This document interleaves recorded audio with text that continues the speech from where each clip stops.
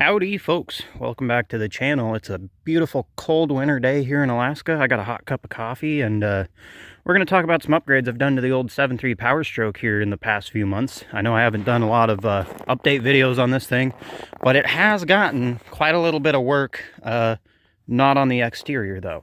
Let me set this cup of coffee down and open the hood and I'll show you guys what's been going on. Alrighty, so the big difference since the last time this thing's ever been on camera is the intake, obviously. That was something that I'd been meaning to do, not because I think this is the superior intake design per se, but because my old factory airbox was all cracked and it was brittle and it was breaking, and I didn't want my factory airbox to break and let this engine suck any dirt in. So I went ahead and swapped over to the old 6637 air filter setup. This is a pretty common setup that a lot of guys do on these old 7.3s, and I hear it's also a big thing with the 12 valve Cummins, just because it's a big air filter. A bigger air filter has less restriction, can pull more air through. It's kind of that simple. A lot of guys with the 7.3s hate these things. They call them hot air intakes because in theory, you know, the engine's putting off heat, the air filter's sucking in that heat. Yep, I get it, but honestly, it's like 10 below out right now. 10 below Fahrenheit, and I think the air is pretty dense. I don't think I'm losing that much performance having this setup over the factory airbox. Like I said, it's not really my preference, but I put this whole setup together for right around $100, which sure beats the socks off of paying like almost $400 for an S&B setup. This is just a 4-inch 45-degree elbow I picked up off eBay, a few hose clamps, and then a 4-inch silicone rubber boot, and that's it. And it works just about the same as the factory setup. And to me, in Alaska, I really don't think a proper, you know, cold air intake is necessary. So eventually, someday, I'd like to build an airbox around this to sort of help it pull more cold air. But really, the cold air thing only really matters in the summertime. In the wintertime, all the air is cold. The other big thing we'll talk about here is I wonder if we can see it from here. Oh, you can just barely see the little guy sticking out of the exhaust manifold. That's a thermocouple. That, of course, works with my pyrometer. So here a few months ago, I went ahead and set this guy up with a pyrometer. You guys will just have to excuse the old pickup. She's all just so much dirty nonsense in here, and junk and gloves and the Oak Ridge Boys Christmas album and every other thing. But I set up the old pyrometer in here. I got this steering column gauge cluster set up. I went with this mostly because I'm not a big fan of pillar gauges. It's just a personal preference of mine. They just don't settle with me all that great. So I went ahead with this. And of course, a pyrometer is really the only other gauge that I wanted for this thing. So yeah, we're just rocking a pyro in here. And it works pretty good.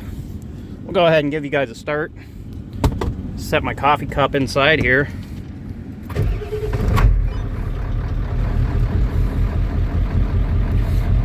So yeah, the pyro was super easy to set up. The most harrowing thing about it was drilling a hole in the exhaust manifold. Even got tunes in here. So yeah, we got the pyro. One other thing that I really like is my gauge backlights are so much more dim than the pyro light, which gets a little annoying at night, but it is what it is. It's such a small, trivial thing. I really don't mind that much. But yeah, so we got, I think the new intake and the pyro are the two big things. What else have I done? Well, I did the exhaust. I honestly don't remember if that ever made it in a video, but it's pretty basic setup. Just comes out right behind the front mud flap there. It's just 4-inch exhaust pipe. So it steps off of the 3-inch, or steps up from the 3-inch downpipe into 4-inch exhaust. It just goes straight 90. There it is. Sounds pretty mean. I like it. Alrighty, and now for the big one. The reason why probably most of you guys are actually watching this video, I installed a new set of injectors in this truck about a month ago, a little over a month ago. It's currently November 30th, and I think I installed those on October 15th. And the reason why I waited so long to make this video is partially because I'm lazy, but also because I actually wanted to get some drive time on them, see how they feel, see how they act, see how they perform before I go talking about them, you know. So what I installed was a set of unlimited diesel performances 160O injectors. 160O injectors are commonly called a stage 1 injector. I did a ton of research on injectors and for these engines before I bought my new ones. So I'm no expert, but I know a little more about it. And I wanted to know quite a bit before I went and dropped a lot of money on injectors. If you guys have ever looked at injectors, you know how much they cost. So yeah, I went with the 160O. That's a 160cc stock nozzle injector. These injectors are... This size injector is what International actually used in medium duty applications. So if you have a decent Navistar dealer around you, you can get replacement injectors locally for these things, which is one thing that really led me to liking the 160Os. The other thing, I want to use this truck for daily driving and for towing. I'm not hot rodding it. I'm not, you know, blowing black smoke everywhere. That's not really my intent. So I didn't need anything really bigger than that. And like I said, I really like the idea that in theory, if I've got a decent Navistar dealer around, I can get a new injector in town. Unlimited Diesel, who I ordered from, they have actually a really great warranty setup for these things. So if I do have issues, I should be able to contact them and everything should work out that way. But yeah, 160O injectors. Here's some clips from when I installed these about a month ago. And that'll show you guys the whole process. Like I said, this just went so easy installing these injectors. I rolled into the shop at about 6 o'clock at night and drove home at 1:30 in the morning. And yeah, she was fine from there. I'll do a little more yakking after I put all these clips together for you guys from when I installed these, and I'll tell you what I think of them. Well, here we are, another beautiful day down in the shop. I probably already said it, but I'm not going to do a very detailed video on this. I'm just going to capture some of the main points. And first thing I'm sure you guys want to see is, look at that. 8 brand new injectors. I already went ahead and got them all set up with the warranty online. Everything's all set up for that. So these are ready to be stabbed into the truck here. We got a return label on this box even. I cannot say enough about how quick these things were shipped, and I'm pretty happy with them so far, but you know, doesn't really matter anything until I get them in the truck and actually see how they perform and see how long they last. But yeah, so far having a pretty good experience with these things. And we'll pop the hood here. I'll give you guys the quickest of walkthroughs. I literally just backed the pickup in here, haven't touched a thing yet. So first things first on, you know, anything like this, gonna unhook the batteries. I usually take the batteries out just so I have those battery trays to set tools in while I'm working under the hood. Kind of opens up a little bit of space, and then I don't accidentally arc out a, you know, ratchet on the terminals or anything. So unhook the batteries, get those out of the way, pull the intake off. I know it hasn't been in a video yet, but I did the 6637, the old Napa filter. It's a pretty common thing that a lot of guys do on these things. I'm not the biggest proponent of it. If you've got the money, go for like an S&B or something. Well, I'm on the poverty side, I guess you'd say, and didn't really have, what, like $380 or something, you know, kicking around to throw away on an intake setup. But I picked up this, I think it's 4-inch elbow off of eBay, 4-inch silicone boot, a few clamps, and then the filter itself, and got this all set up for pretty cheap, and it seems to do pretty good. The main reason I swapped out the factory setup was because my airbox had cracks in it, and it was just a matter of time before that brittle thing got one more crack in it and it started sucking dirt into my engine here. And if there's one thing I care about, it's this engine. So all that aside, yeah, 6637 intake, but working on the injectors, gonna get that whole intake setup out of the way. The aluminum CCV pipe here, that needs to get out of the way, and then that intake boot. When that intake boot comes off, the inlet boot for the turbo, gonna get a good clean rag to put in there so I don't accidentally get any dirt or grime introduced into my turbo. If you guys recall, I rebuilt that turbo back in last December, so it's almost a full year now. So the turbo is fairly fresh on this thing. Want to keep that the way that it is. So yeah, all that out of the way, and then we'll be down to our valve covers. Take all the bolts off the valve covers. You're going to need, I think it's a 13 millimeter swivel socket to get the valve covers off, and then we'll be down to the injectors. So I'm going to go ahead and knock that out. Allow me to English for a second here. I'm going to go ahead and knock all that out of the way here, and we'll jump back in when we have the valve covers off of this thing. Well, I will admit, one of the conveniences of going the way of the 6637 intake is you can have that whole setup out of here in like 2 minutes. It was quick, because you just 2 clamps and she's out of there. So that was pretty handy, and I am happy to report that the Riffraff 4+4 billet compressor wheel and the turbo is doing pretty good, which is good news. I'm glad to see that. This thing does make pretty good boost for a stock 7.3. I'd still consider this a stock 7.3.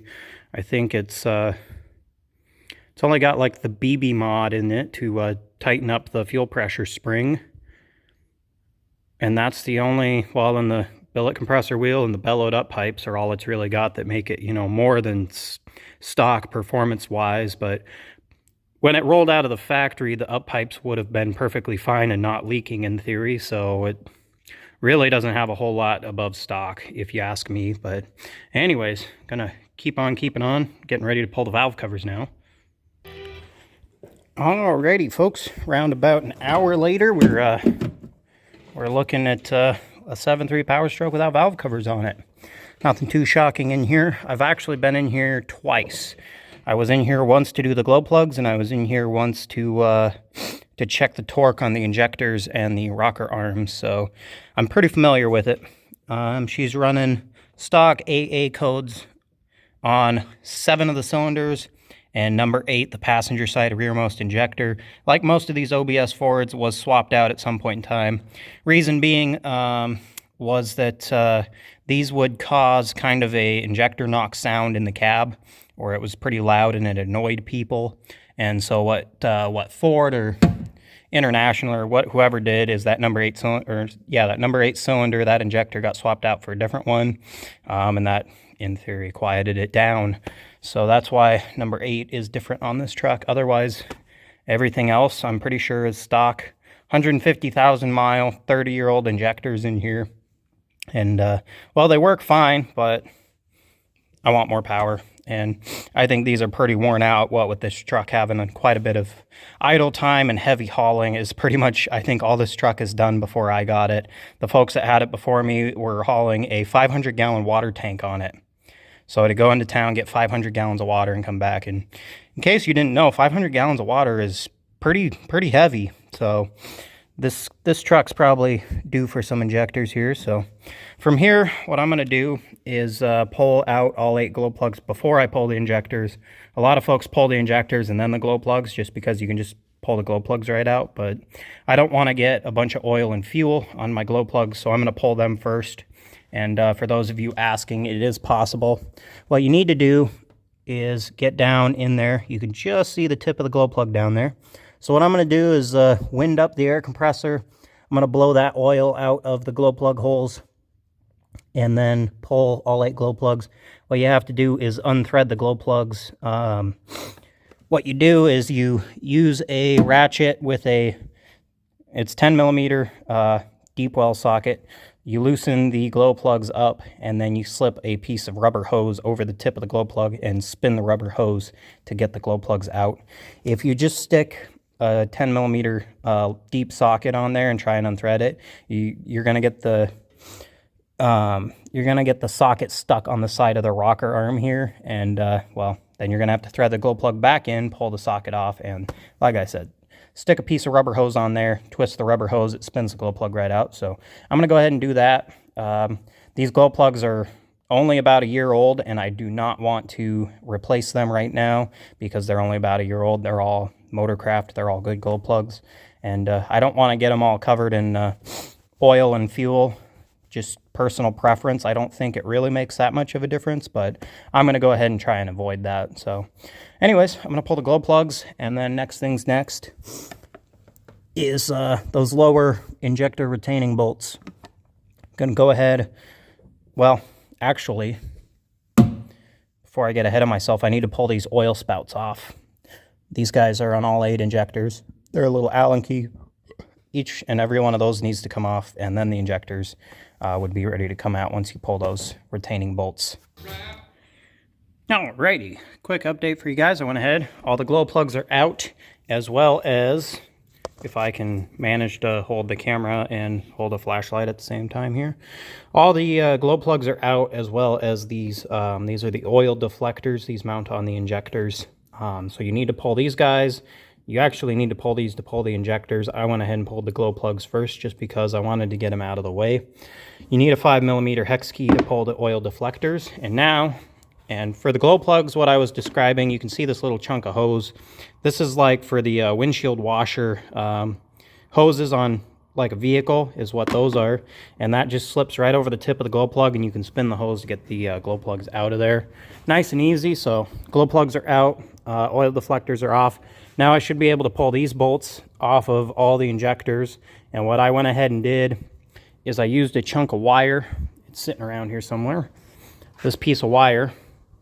And what I did was I stuck it down the glow plug hole of this injector and got this piston at the top of its stroke. So when I go ahead, I'm going to pull this injector first. All of the oil and fuel should drain into this cylinder, and then I can go ahead, I can use this handy dandy vacuum cleaner with my homemade attachment up there. You can see I just electrical taped a gear oil bottle to the top there. So I can stick that down the injector bore here and suck most of the oil and fuel out of here. It's still, you're just gonna get oil and fuel in every cylinder no matter what you do, but I can try and minimize it, which is exactly what I'm trying to do. So next things next here, what we're up to is pulling all these bolts out of these injectors, and then pulling this injector, and then the foremost one on that side, which should be like the number 2 injector, I think, or it's number 1, I forget, dude. It might go 1, 2, 3, 4. I think it's 1, 2, 3, 4, 5, 6, 7. Nope, other way around. I don't know which one it is, but it's the most forward one over there, and this one, these cylinders are at the top of their stroke. So I can pull these injectors, and I can suck a lot of that fuel and oil out of there. So that's kind of the plan right now. Well, I'll be a son of a gun. I didn't expect it to be this easy, but I just took a flat blade screwdriver on the lip of the valve cover here, or cylinder head, there we go, and pried up. Now, one thing, you have to make sure this plate is forward, but I just pried up on it and watched the injector come up quite a bit. And I think she'll pop out if I can do that again with it. You can see it just slips under that bolt, and then it basically hinges on the lower bolt to hold the injector down. So I'm going to go ahead and do that again, and it should pop right up. Okay, that time I definitely got her. So should just, there it is. And you can hear all that fuel and oil just shooting out. I'm going to set this guy down on a clean paper towel. Tip's pretty dirty, but otherwise, decent looking injector. I'm going to set all of these out when I pull them, and I'll inspect them a lot closer to, you know, make sure they're really in good shape. But now I need to suck all that fuel and oil out of there, and yeah. So that's basically the process. Make sure you slip those injector hold down plates up and then pry up, and they pop out. Apparently that easy. I did not expect. I've heard a lot of these trucks, they're pretty hard to pull, but that was super easy. Hopefully they're all that nice. Alrighty, there's all 8 injectors out. They all came out like butter. Every single one on the passenger side was a little more stubborn than the driver's side, but all that meant was I needed to get an actual pry bar, and I couldn't just use in the flathead screwdriver that I used on the driver's side. So nothing new there, and I did find some issues when going through this. This is the number 1 injector, the forwardmost one on the driver's side. These are laid out like they would be in the pickup. And you can see that O-ring has left the building. That one, I don't know if that would have been leaking or if that one was getting ready to leave the building, but I don't really have a lot of faith in, you know, that. This one here, you can see, if the camera is focused at all, you should be able to see how that one's like, I don't know what you'd call that, but it's starting to flake off. And then when I pulled this one's number 8, the farthest most back on the passenger side. You can see chunk of the O-ring came off there, and then there's all that. So all of these are the lowermost O-rings. I'm pretty sure that those would be the fuel section. So from there to there is fuel in these injectors, and that could probably either lead to combustion gases getting into the fuel or fuel getting down into the cylinders, causing excessive smoke, which is one of those things that I had, was a lot of white smoke when the truck was kind of cold. So fun. Now time to start stabbing these bad boys in. Gonna make sure they're all lubed up really good, and basically just shove them in the hole. Every single injector I checked took its copper washer out with it, and I just need to inspect the injector cups in the cylinder head real quick. Just give them a quick look and a wipe down with the paper towel, just to make sure that we're not overlooking anything. But we should be pretty close to stabbing the injectors back in. One thing I'll tell you right now, this is the first time I've done injectors on a Powerstroke here, but I'll tell you one thing, and that is if you don't find the time to do it right now, you're going to find the time to do it right later. And that's one of the things that I'm going to try and keep an eye on with like the injector cups and everything, is if I see an issue, I'll stop. But so far, everything's gone smooth and I haven't seen any issues. And from what I've heard and from my research, if those injector cups are not causing issues, I shouldn't touch them. You shouldn't touch them until they start causing issues, because the factory ones are going to be the best seal and the best ones in there for now. So those should be fine, and we'll leave them in there for now. But yeah, just run over it, clean it one more time, and we'll be ready to lube up those injectors and start stabbing them in. Alrighty, well, it's time for a quick update. As you can see, my camera's all fuzzed up, and take a wild guess why. When the instructions and literally everybody else says put the valve covers on before you spin the engine over to evacuate the oil out of the cylinders, put the valve covers on.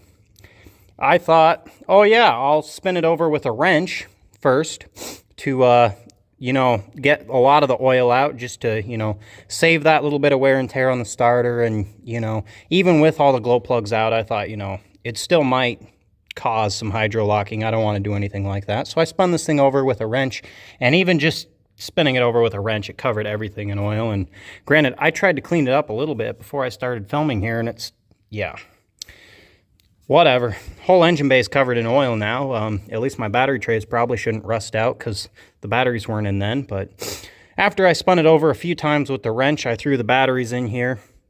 I cranked it over for 5 seconds 3 times, evacuated the last of the oil, put the glow plugs in, put the oil spouts on here. Everything's torqued down, everything should be. I've checked and then tapped with the dead blow mallet on all the injectors a few times, and then checked the torque again. So everything should be torqued down to spec. Of course, you can see I got the under valve cover harnesses put on, ready to put the valve covers on. And now it's just the reverse of everything I've already done. What I'm going to go ahead and do is put the valve covers back on. I think just the valve covers, and then I should be ready to test fire this thing. Hopefully it should fire right up. And yeah, obviously pull the rag out of the turbo before I do that. But I'm not going to put the intake back on until it's started. And then probably while it's warming up, I'll throw that. I'm not 100% sure. I probably shouldn't put the intake back on while it's running. That's probably not a good idea, but I'll start it up here, hear it run for a little bit, then I'll shut it off, put the intake back on, start it back up, and then we'll have to go for a test drive. Of course, pull in all the injectors. I let a lot of air into both the oil and the fuel, so she'll need to run for a minute. I've got the oil drained out of it right now. I'm putting new oil in it. Conveniently, this injector swap here timed exactly with an oil change on this thing, so she'll have fresh oil, and then I'm going to go ahead and slap a new fresh fuel filter in here, and then yeah, once I'm done, valve covers, oil change, fuel filter, and then we should be ready to test start this thing and, well, you know, theoretically see how good it runs now. Well, oil changed, fuel filter in. We should be ready to try and start this thing. Just fingers crossed it doesn't just immediately hydro lock on fluid still in the cylinders, because that would... There's nobody here right now, and that would be embarrassing.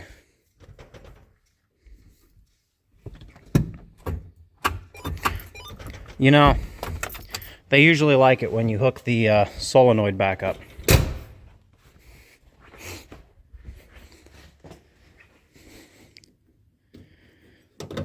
that'll do it. Now, hopefully it doesn't hydro lock.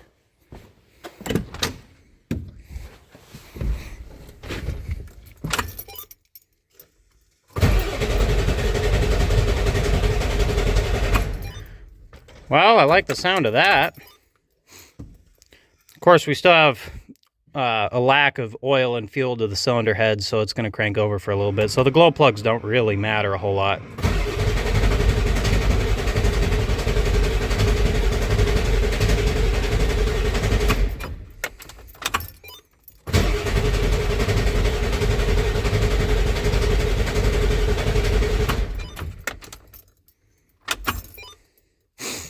Probably shut the CB off so it quits making a racket.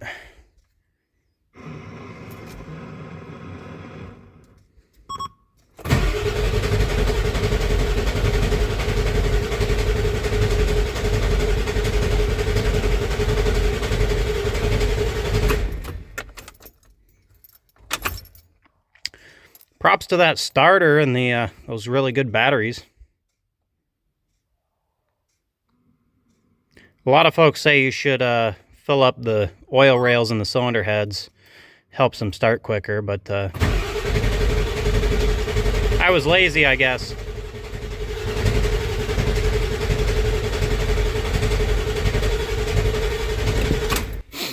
Alrighty, one double check to make sure everything's actually hooked up and things are right. She should start any time now.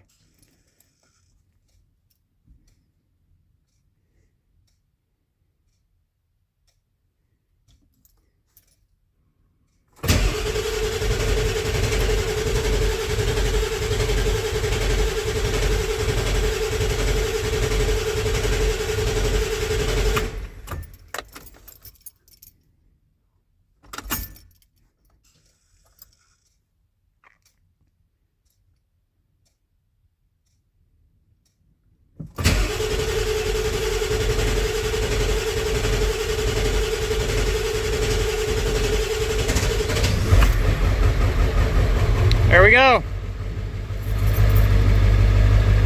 It sounds different. It sounds less clattery already. That's weird. I'm gonna open up the door so I don't gas myself, even though this shop is well ventilated, but yeah, it just sounds different already. I'm surprised.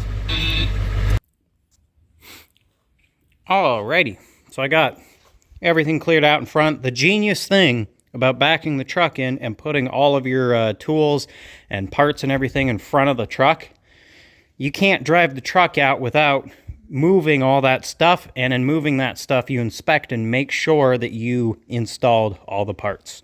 And in this scenario, the only leftover parts I have are 8 used injectors, which is exactly what I started out with. Well, I started out with 8 new injectors, but I started with 8 injectors, I ended with 8 injectors. That means everything got put back on the truck. So we're ready to hear the restart on this thing. We'll see how bad the air intrusion and everything is in there still. But we are ready to take her for a test drive. So let's see how she restarts here. And then I'll do another walk around while this thing warms up and make sure I don't run anything over when I pull out of the shop. Not gonna lie, I was getting a little nervous at how long this thing was cranking, but it did eventually start.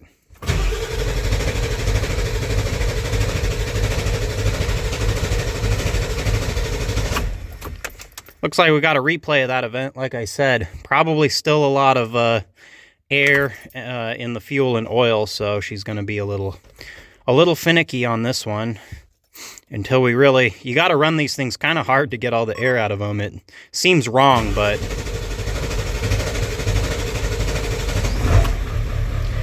it's what you got to do. So we're going to let this thing warm up for a few minutes, and then I'll take her for a drive. It is a little cold out. We finally got our first snow. It's like probably 35 degrees outside right now, so it's not cold, but it's not warm.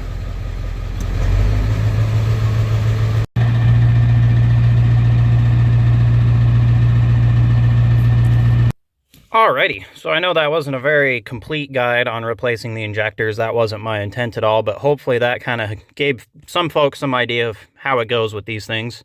Like I said, this truck was super easy. I have heard horror stories. It seems like any job you ever do on anything ever, somebody's always got a horror story, but this one went really smooth. Figured I'd show you guys my little, I keep this right in the rain notebook. I write down all my oil changes, all the upgrades and stuff I do. I write it all down in here. So you can see on July 31st this year, I put new brake shoes in, the EGT gauge, rotated the tires, and for some reason I didn't write that I installed the 6637, but that's when I installed that setup. And then October 8th of 2024, apparently, at 150,000 miles, I installed those unlimited diesel performance 160O injectors and changed the oil. As you guys saw in the video, I changed the oil. So we've now got 152,000, so I've got about 2,000 miles on these injectors, and I wrote down the hours too, and I've got almost 100 hours on these injectors and 2,000 miles. Obviously, it's getting colder out. This truck is getting a ton of idle time. That's why my hours are going up and my miles aren't. So yeah, in those 2,000 miles, I've noticed quite a bit of a difference with these injectors. This truck's definitely got a lot more pull in it, and this is really the only big upgrade to this thing are those injectors. I do not have a tuner or a chip or anything in this thing. Not yet, anyhow. New tuner's on the way. You guys can probably tune in a little later and see when I install the tuner on this thing and, well, hopefully gain a lot more power. But for right now, I'm just running stock tune on stage 1 injectors, which isn't really a great idea. It doesn't really do anything for you, but I had the plan to put the tuner in, so that's why I went with the upgraded injectors. They've been driving great in this thing. It definitely starts quicker than it used to. Just by ever so small of a margin, it starts quicker. When I first installed the injectors, of course, I still had a ton of air in the high pressure oil system and in the fuel system, so it cranked longer for a little while, and it slowly obviously worked that air out and got better, and this thing fires right up now. It cold starts better than it used to, just like I said, ever so slightly. My old injectors really weren't all that worn out, which is why.